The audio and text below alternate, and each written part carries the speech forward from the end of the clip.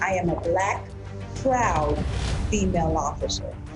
I work for a noble profession. I'm shamed. Let me repeat myself. I am shamed. Why am I shamed? Because of the videos and the bad behavior that has been going on in the city of Miami Beach. Because I saw people that looked like me, walk like me, and act in an inappropriate behavior. And to my young ladies that look like me, that walk like me, that possibly have the same hair that I do, please act like Michelle Obama does. Please act like our beautiful Vice President does, and please stand up tall like I do in my uniform. That is Miami Beach Neighborhood Resource Officer Deborah Martineau. She got a standing ovation for those comments. But not everyone agrees with her. As we touched on earlier, some say there is a racial component at play here. That's right. The president of the South Miami-Dade chapter of the NAACP, Dwight Bullard, says the Miami Beach Police Department and the city have not handled this well. Here's his conversation with CBS 4's Jim DeFede. For individuals who are traveling, who are, renting the cars, buying the plane tickets, getting the hotel rooms on the beach, for them it's a destination. And they want to feel welcome in a space where they're spending that kind of money. As an African-American man, when you look at those images, do they embarrass you at all in terms of the way people are acting on Miami Beach?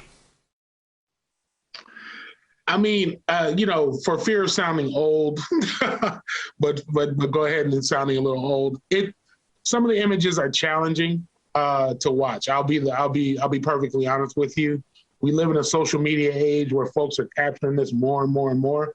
But what I would say, and I think folks in my age cohort would agree, is that there's a high likelihood, and I can just attest to seeing this myself, that things like that were happening when I was in my 20s or when my parents were in their 20s. It's just that we didn't put them on smartphones and thus put them on a platform for the whole world to see. Are you worried that the image that is portrayed of young African Americans reinforces a stereotype as these images are sent and transmitted around the country? I always worry about that because of the notion of perception, right? Like when you're fighting for social justice, you don't necessarily want to have the reinforcement of an already existing stereotype that undermines the goal of what it is that you're trying to fight for.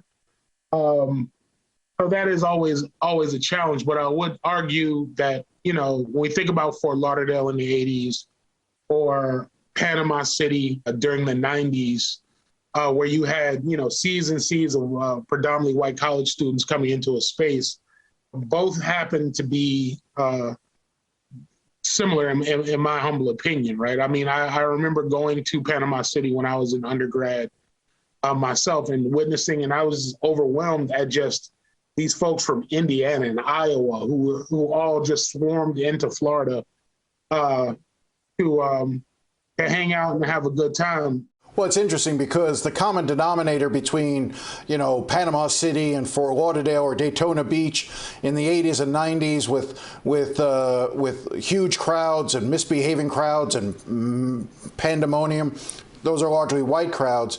But people just attribute it to being young and stupid. We were all young and stupid at some point. But the problem is on Miami Beach, it becomes young, stupid black people. That's the major hidden, issue of racism, right? Is the ability to morph someone's thought process around a person just explicitly around the color of their skin. What's the difference between what happens in Tampa and Ybor City after a Super Bowl and what happened this summer around the protests around the killing of George Floyd or Breonna Taylor? When a building gets set on fire or a window gets broken in the summer of 2020, that's a riot. But when a car gets flipped over or a police car gets burned in the city of Tampa after the Buccaneers win, those are just rambunctious people who are really celebrating, the victory of a team. And it's like, that is emblematic of what racism does to a greater society, is the ability to take two very similar incidents and shift the focus that one is more problematic than the other purely through the prism of race. And that's something we need to get rid of. What I would counter with that is that, you know, regardless of what you're seeing on those images, someone put money down to stay at a hotel. Someone is buying, you know, food at a restaurant. Someone is renting a car. Someone is buying a plane ticket to be in that space.